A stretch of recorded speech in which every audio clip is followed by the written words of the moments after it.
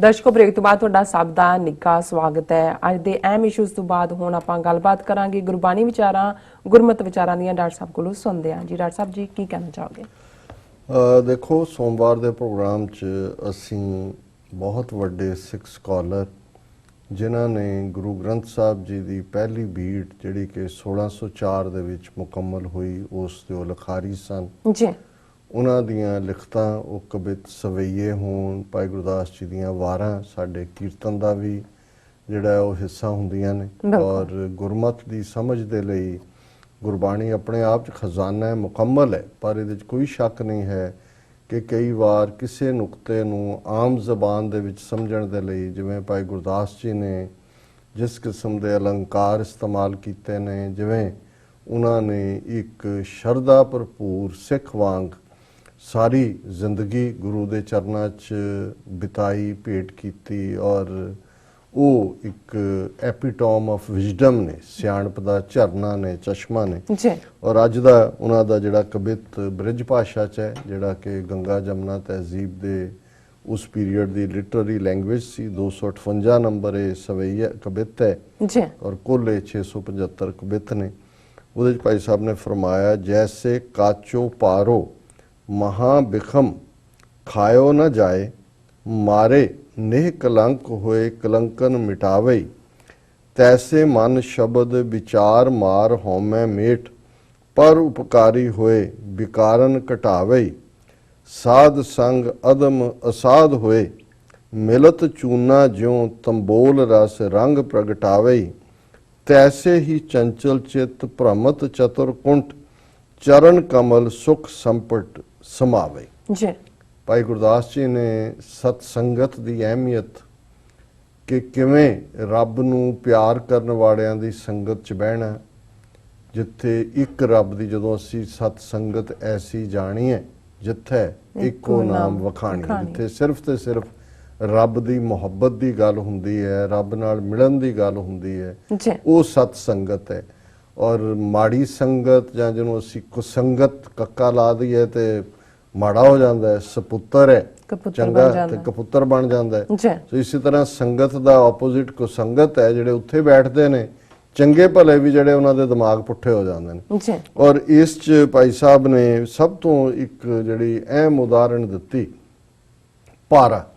ਬਹੁਤ ਵਾਰ ਅਸੀਂ ਪਾਰਾ ਥਰਮਾਮੀਟਰ 'ਚ ਹੀ ਦੇਖਦੇ ਹਾਂ ਕਿ ਵੀ ਤੁਸੀਂ ਲਾਇਆ ਆਮ ਪਿੱਟ 'ਚ ਬੱਚੇ ਦੇ ਜਾਂ ਮੂੰਹ 'ਚ ਲਾਇਆ ਤੇ ਪਾਰਾ ਉੱਪਰ ਨੂੰ ਚੜ੍ਹ ਗਿਆ, ਤੇ ਜੇ ਥਰਮਾਮੀਟਰ ਟੁੱਟ ਜਾਏ ਤੇ ਉਹਨੂੰ ਤੁਸੀਂ ਫੜਦੇ ਰਹੋ, ਕਿਵੇਂ ਖਿੱਲਰ ਖੁੱਲਰ ਜਾਂਦਾ ਸੀ। ਸੋ ਪਾਰੇ ਬਾਰੇ ਇਹ ਹੈ ਕਿ ਵੀ ਉਹ ਉਸ ਨੂੰ ਇੱਕ ਖਾਸ ਡਿਗਰੀ, ਇੱਕ ਖਾਸ ਤਰੀਕੇ ਦੇ ਨਾਲ ਤੁਸੀਂ ਜਿਹੜਾ ਉਹ ਉਸ ਦਾ ਨੂੰ ਇਸਤੇਮਾਲ ਕਰ ਸਕਦੇ ਹੋ। ਉਹ ਤਾਂ ਵੈਸੇ ਹੀ ਨਹੀਂ ਆਉਂਦਾ ਤੁਹਾਡੀ ਪਕੜ 'ਚ। ਤੇ ਇੱਕ ਗੱਲ ਜਿਹੜੀ ਆਮ ਤੌਰ ਦੇ ਉੱਤੇ ਲੋਕਾਂ ਦੇ ਵਿੱਚ ਵੀ, ਔਰ ਮੇਰਾ ਖਿਆਲ ਹੈ ਜਿੱਥੇ ਇੰਡੀਅਨ ਸਿਸਟਮ ਆਫ ਮੈਡੀਸਨ 'ਚ ਹੈ ਉੱਥੇ ਚਾਈਨੀਜ਼ ਸਿਸਟਮ 'ਚ ਵੀ ਹੈ, ਕੱਚੇ ਪਾਰੇ ਬਾਰੇ ਇਹ ਕਿਹਾ ਜਾਂਦਾ ਹੈ ਕਿ ਵੀ ਕਈ ਵਾਰ ਜਿਹਨੂੰ ਤੁਸੀਂ ਮਾਰਿਆ ਨਾ ਹੋਏ, ਪਾਰਾ ਮਾਰਨਾ ਹੁੰਦਾ ਹੈ, ਉਹਨੂੰ ਜਿਹੜਾ ਪ੍ਰੋਸੈਸ ਕਰਨਾ, ਟਰੀਟ ਕਰਨਾ, ਫਿਰ ਦਵਾਈ 'ਚ ਇਸਤੇਮਾਲ ਕਰਨਾ।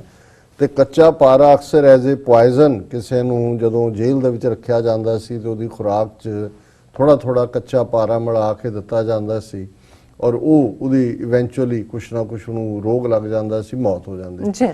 ਹੁਣ ਕੱਚਾ ਪਾਰਾ ਜ਼ਹਿਰ ਵਾਂਗ ਮੰਨਿਆ ਜਾਂਦਾ ਹੈ, ਪਰ ਇਹਨੂੰ ਇਹ ਹੁੰਦਾ ਹੈ ਕਿ ਜੇ ਪਾਰੇ ਨੂੰ ਮਾਰਿਆ ਜਾਏ, ਮਾਰਨਾ ਜਿਹੜਾ ਹੈ ਟ੍ਰੀਟ ਐਂਡ ਪ੍ਰੋਸੈਸਿੰਗ, ਤੇ ਉਹੀ ਇੱਕ ਜ਼ਬਰਦਸਤ ਦਵਾਈ ਵੀ ਬਣ ਜਾਂਦਾ ਹੈ। ਔਰ ਉਹ ਉਹਨਾਂ ਕੁਝ ਬਿਮਾਰੀਆਂ ਦੀ ਜਿਨ੍ਹਾਂ ਦਾ ਹੋਰ ਦਵਾਈਆਂ ਨਾਲ ਇਲਾਜ ਨਹੀਂ ਹੁੰਦਾ, ਉਹਨਾਂ ਦੇ ਵਿੱਚ ਵੀ ਉਹ ਬੜੀ ਕਾਰਗਰ ਹੁੰਦਾ ਹੈ। ਸੋ ਭਾਈ ਸਾਹਿਬ ਨੇ ਸ਼ੁਰੂਆਤ ਹੀ ਇੱਥੋਂ ਕੀਤੀ, ਜੈਸੇ ਕਾਚੋ ਪਾਰੋ ਮਹਾ ਬਿਖਮ ਖਾਇਓ ਨਾ ਜਾਏ, ਕਿ ਜਿਵੇਂ ਕੱਚਾ ਪਾਰਾ ਬੜਾ ਜ਼ਹਿਰੀਲਾ ਹੁੰਦਾ ਹੈ ਔਰ ਉਹਨੂੰ ਕੋਈ ਖਾ ਨਹੀਂ ਸਕਦਾ, ਇਹਦਾ ਮਤਲਬ ਹੁੰਦਾ ਹੈ ਮੌਤ। ਮਾਰੇ, ਜੇ ਉਹਨੂੰ ਤੁਸੀਂ ਟ੍ਰੀਟ ਔਰ ਪ੍ਰੋਸੈਸ ਕਰੋ, ਨੇਕ ਕਲੰਕ ਹੋਏ ਕਲੰਕਨ ਮਿਟਾਵੇ, ਕਿ ਵੀ ਉਹ ਫਿਰ ਨੇਕ ਕਲੰਕ ਦੇ ਵਿਚਲੇ ਦੋਸ਼ ਜਿਹੜੇ ਕੱਚੇ ਪਾਰੇ ਦੇ ਹੁੰਦੇ ਨੇ ਉਹ ਖਤਮ ਹੋ ਜਾਂਦੇ ਨੇ।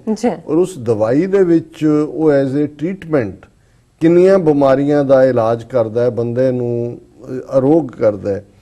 ਇਸੇ ਤਰ੍ਹਾਂ ਕੱਚੇ ਪਾਰੇ ਨੂੰ ਮਾਰਨ ਤੋਂ ਉਹਨਾਂ ਨੇ ਗੱਲ ਸ਼ੁਰੂ ਕੀਤੀ, ਤੈਸੋ ਮਨ ਸ਼ਬਦ ਵਿਚਾਰ ਮਾਰ ਹਉਮੈ ਮੇਟ, ਕਿ ਇਸੇ ਤਰ੍ਹਾਂ ਜੇ ਸ਼ਬਦ ਦੀ ਵਿਚਾਰ ਸਤ ਸੰਗਤ ਦੇ ਵਿੱਚ ਹੋਏ ਤੇ ਇਹ ਜਿਵੇਂ ਪਾਰਾ ਮਾਰਿਆ ਜਾਂਦਾ ਹੈ ਇਵੇਂ ਹਉਮੈ ਮਾਰੀ ਜਾਂਦੀ ਹੈ। ਜੀ ਹਉਮੈ ਮਿਟ ਜਾਂਦੀ ਹੈ। ਪਰ ਉਪਕਾਰੀ ਹੋਏ ਵਿਕਾਰਨ ਘਟਾਵੇ, ਕਿ ਉਹੀ ਬੰਦਾ ਜਿਹੜਾ ਖੁਦਗਰਜ਼ ਹੈ ਬਿਲਕੁਲ ਉਹ ਪਰਉਪਕਾਰੀ ਬਣ ਜਾਂਦਾ, ਉਹ ਬੇਗਰਜ਼ ਹੋ ਜਾਂਦਾ ਹੈ, ਬਾਕੀਆਂ ਦੇ ਕੰਮ ਆਉਂਦਾ ਹੈ। ਜਿਹੜਾ ਕਾਮ ਕ੍ਰੋਧ ਲੋਭ ਮੋਹ ਹੰਕਾਰ 'ਚ ਫਸਿਆ ਹੋਇਆ ਹੈ, ਲਸਟ ਦੇ ਵਿੱਚ, ਐਂਗਰ ਦੇ ਵਿੱਚ, ਗਰੀਡ ਦੇ ਵਿੱਚ, ਈਗੋ ਦੇ ਵਿੱਚ, ਉਹ ਉਹਨਾਂ ਸਾਰਿਆਂ ਵਿਕਾਰਾਂ ਨੂੰ ਮਿਟਾ ਦਿੰਦਾ ਹੈ। ਉਸ ਦੇ ਵਿੱਚੋਂ ਉਹ ਸਾਰੇ ਹੌਲੀ ਹੌਲੀ ਹੌਲੀ ਗਾਇਬ ਹੋ ਜਾਂਦੇ ਨੇ। ਜੀ ਸਾਧ ਸੰਗ ਅਦਮ ਅਸਾਧ ਹੋਏ, ਮਿਲਤ ਚੂਨਾ ਜਿਉ ਤੰਬੋਲ ਰਸ ਰੰਗ ਪ੍ਰਗਟਾਵੇ। ਹੁਣ ਪਹਿਲਾਂ ਉਹਨਾਂ ਨੇ ਕੱਚੇ ਪਾਰੇ ਦੀ ਉਦਾਹਰਣ ਦੇ ਕੇ ਸਤਸੰਗਤ ਦੀ ਅਹਿਮੀਅਤ ਕੀਤੀ ਦੱਸੀ। ਜੀ ਦੂਸਰੀ ਉਦਾਹਰਣ ਭਾਈ ਸਾਹਿਬ ਨੇ ਦਿੱਤੀ ਚੂਨਾ। ਹੁਣ ਜਿਹੜੇ ਪਾਨ ਖਾਣ ਵਾਲੇ ਲੋਕ ਨੇ ਉਹਦੇ ਚ ਪਾਨ ਦਾ ਪੱਤਾ ਜਿਹੜਾ ਹੈ ਉਹਦੇ ਵਿੱਚ ਲਾਲ ਰੰਗ ਹੁੰਦਾ ਹੈ, ਔਰ ਜਿਹੜੇ ਪਾਨ ਦੇ ਵਿੱਚ ਲਪੇਟਿਆ ਜਾਂਦਾ ਹੈ ਜਿਹੜਾ ਉਹ ਚੂਨਾ ਹੁੰਦਾ ਹੈ, ਕੱਥਾ ਹੁੰਦਾ ਹੈ, ਜੀ ਔਰ ਤਮਾਕੂ ਹੁੰਦਾ ਹੈ। ਔਰ ਭਾਈ ਸਾਹਿਬ ਜਿਹੜੇ ਨੇ ਇਸ ਦੀ ਗੱਲ ਕਰਦੇ ਨੇ ਕਿ ਜਿਵੇਂ ਚੂਨਾ ਜਿਹੜਾ ਹੈ, ਹੁਣ ਚੂਨਾ ਚਿੱਟਾ ਹੈ ਔਰ ਹੁਣ ਤੁਸੀਂ ਲਾਈਮ ਕਹਿੰਦੇ ਨੇ ਉਹਨੂੰ, ਉਸ ਦਾ ਆਪਣੇ ਉਹਦੀ ਇੱਕ ਪੋਇਜ਼ਨਸ ਜਿਹੜੀ ਹੈ ਟੌਕਸਿਕ ਕਰੈਕਟਰ ਵੀ ਹੈ। ਪਰ ਭਾਈ ਸਾਹਿਬ ਕਹਿੰਦੇ ਨੇ ਕਿ ਜਦੋਂ ਉਹੀ ਚੂਨਾ ਜਾਂ ਲਾਈਮ ਬੀਟਲ ਲੀਫ ਦੇ ਵਿੱਚ ਉਸ ਪੱਤੇ ਦੇ ਵਿੱਚ ਪਾਨ ਦੇ ਉਹਨੂੰ ਲਪੇਟ ਕੇ ਕੱਥੇ ਨਾਲ ਦਿੱਤਾ ਜਾਂਦਾ ਹੈ, ਤੇ ਜਦੋਂ ਹੁਣ ਤੁਸੀਂ ਪਾਨ ਖਾਣਾ ਦੇਖੋ ਥੁੱਕ ਸੁੱਟਦੇ ਲਾਲ ਹੁੰਦੀ ਹੈ, ਜੀ ਉਹਦੇ ਚ ਉਹਦਾ ਚਿੱਟਾ ਤਾਂ ਰਹਿੰਦਾ ਨਹੀਂ, ਬਿਲਕੁਲ ਚੂਨਾ ਜਿਹੜਾ ਉਹ ਉਹਦੇ ਚ ਉਹਦਾ ਰੰਗ ਲਾਲ ਹੋ ਜਾਂਦਾ ਹੈ। ਇਸੇ ਤਰ੍ਹਾਂ ਤੈਸੇ ਹੀ ਚੰਚਲ ਚਿਤ ਭ੍ਰਮਤ ਚਤੁਰ ਕੰਟ ਚਰਨ ਕਮਲ ਸੁਖ ਸੰਪਟ ਸਮਾਵੇ। ਜਿਵੇਂ ਚੂਨਾ ਪਾਨ ਦੇ ਪੱਤੇ 'ਚ ਰਲ ਕੇ ਚਿੱਟਾ ਨਾ ਹੋ ਕੇ ਆਪਣੇ ਵਿਨਾਸ਼ਕਾਰੀ ਉਸ ਦੇ ਪ੍ਰਭਾਵ ਘਟ ਕੇ ਤੇ ਉਹ ਸਭ ਕੁਝ ਲਾਲ ਕਰ ਦਿੰਦਾ ਹੈ, ਇਸੇ ਤਰ੍ਹਾਂ ਇਹ ਜਿਹੜਾ ਚੰਚਲ ਚਿੱਤ ਹੈ, ਜਿਹੜਾ ਮਨ ਘੁੰਮਦਾ ਰਹਿੰਦਾ ਹੈ, ਫ੍ਰੋਲਿਕਸਮ ਮਾਈਂਡ ਹੈ, ਇਹ ਜਦੋਂ ਸਤ ਸੰਗਤ ਦੇ ਵਿੱਚ ਆਉਂਦਾ ਹੈ, ਅਦਰਵਾਈਜ਼ ਤਾਂ ਚਾਰੋਂ ਡਾਇਰੈਕਸ਼ਨ 'ਚ ਘੁੰਮ ਰਿਹਾ, ਚੌਂਕੁੰਟ ਚਰਨ ਕਮਲ ਸੁਖ ਸੰਪਟ ਸਮਾਵੇ। ਜੇ ਉਹ ਰੱਬ ਦੀ ਯਾਦ ਦੇ ਵਿੱਚ ਜੁੜਦਾ ਹੈ ਤੇ ਉਸ ਦੇ ਅੰਦਰ ਇੱਕ ਸੁਖ ਔਰ ਇੱਕ ਆਨੰਦ ਦੀ ਅਵਸਥਾ ਜਿਹੜੀ ਹੈ ਉਸ ਦੇ ਅੰਦਰ ਬਿਲਟ ਹੁੰਦੀ ਹੈ। ਇਹ ਅੱਜ ਦਾ ਵਿਚਾਰ। ਜੀ ਡਾਕਟਰ ਸਾਹਿਬ ਤੁਹਾਡਾ ਬਹੁਤ ਬਹੁਤ ਸ਼ੁਕਰੀਆ, ਤੁਸੀਂ ਅੱਜ ਦੇ ਅਹਿਮ ਇਸ਼ੂ ਤੇ ਅੱਜ ਦਾ ਵਿਚਾਰ ਸਾਡੇ ਦਰਸ਼ਕਾਂ ਨਾਲ ਸਾਂਝਾ ਕੀਤਾ। ਇਸ ਆਪਣੇ ਵਿਊਅਰਸ ਕੋਲ ਨੇ ਇਜਾਜ਼ਤ। ਵਿਊਅਰਸ, ਸਾਡੇ ਪ੍ਰੋਗਰਾਮ ਦਾ ਸਮਾਂ ਇੱਥੇ ਸਮਾਪਤ ਹੁੰਦਾ। ਤੁਸੀਂ ਆਪਣੀ ਰਾਏ ਤੇ ਸੁਝਾਅ ਸਾਨੂੰ ਭੇਜਣਾ ਭੁੱਲਣਾ। ਸਾਡੇ ਇਸ ਪਤੇ ਤੇ SOS@tv84.tv ਤੇ ਅਸੀਂ ਆਪਣਾ ਪ੍ਰੋਗਰਾਮ ਲੈ ਕੇ ਫਿਰ ਦੁਬਾਰਾ ਤੁਹਾਡੇ ਸਾਹਮਣੇ ਆਵਾਂਗੇ। ਤਦ ਤੱਕ ਲਈ ਮੈਨੂੰ ਤੇ ਆਪਣਾ ਸੁਣਾ ਗਿਆ ਦੋ ਦੇਖਦੀ ਰਹੋ TV84 ਬੁਲਾ ਦਿਓ ਫਤਿਹ। ਵਾਹਿਗੁਰੂ ਜੀ ਕਾ ਖਾਲਸਾ, ਵਾਹਿਗੁਰੂ ਜੀ ਕੀ ਫਤਿਹ।